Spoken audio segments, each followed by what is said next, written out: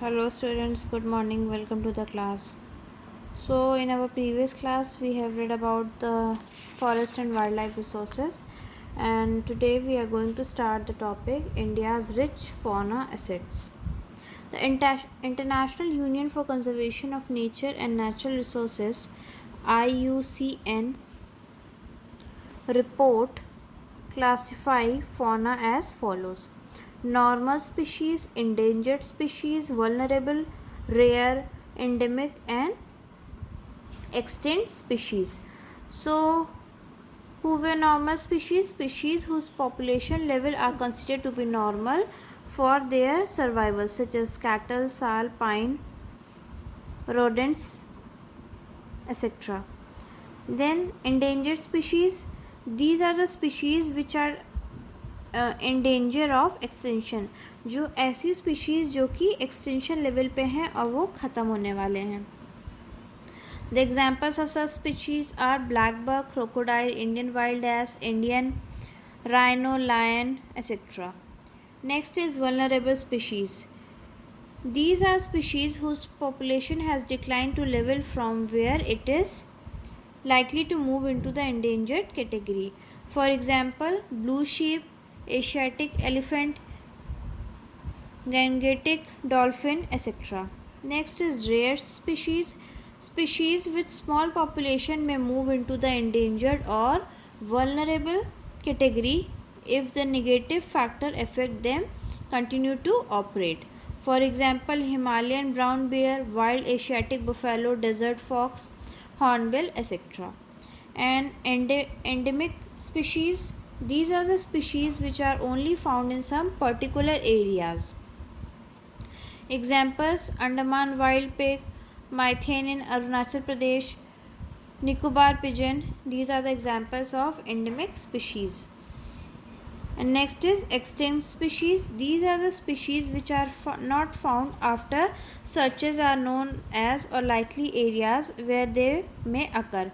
Extent जो species ख़त्म हो चुकी है पर्टिकुलर ऐसे प्लेसेस पे जहाँ पे वो पाई जाती थी. For example Asiatic cheetah, pink head duck, etcetera.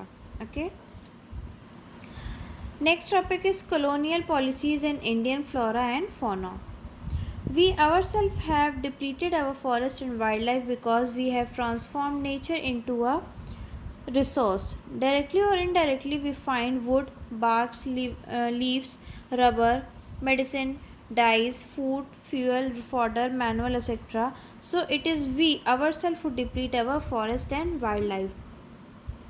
So, who is the major reason, or what was the major reason for the depletion of flora and fauna?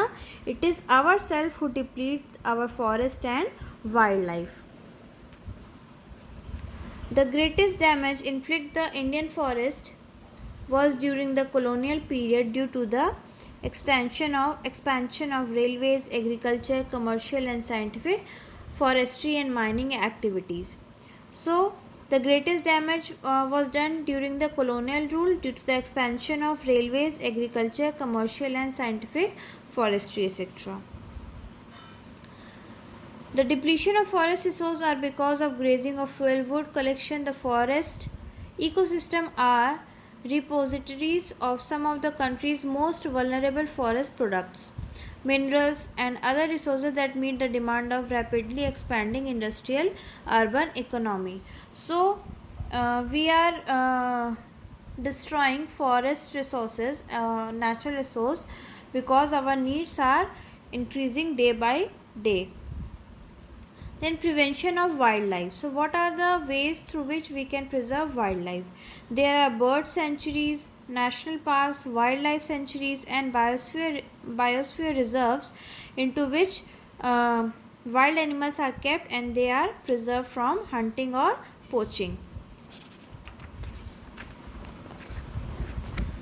The next is, in India, much of its forest and wildlife resources are either owned or managed by the government through the forest department or other government departments. These are classified under the following categories. So, forests are also categorized and are under the forest department for their prevent them from damaging or destroying. First is reserve forest, next is protective forest, and is unclassed forest. So what is reserve forest? More than half of the total forest land has been declared reserved forest. Reserve forests are gathered the most valuable as far as the conservation of forest and wildlife resources are connected. Protected forest, almost one third of the total forest area is protected forest.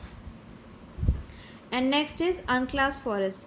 These are other forests and wastelands belonging to the both government and private, individual and communities.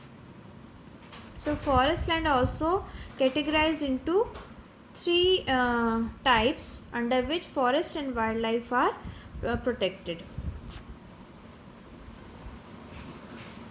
So our next topic is how communities have conserved and protected wildlife in India. So we will study this in our tomorrow class.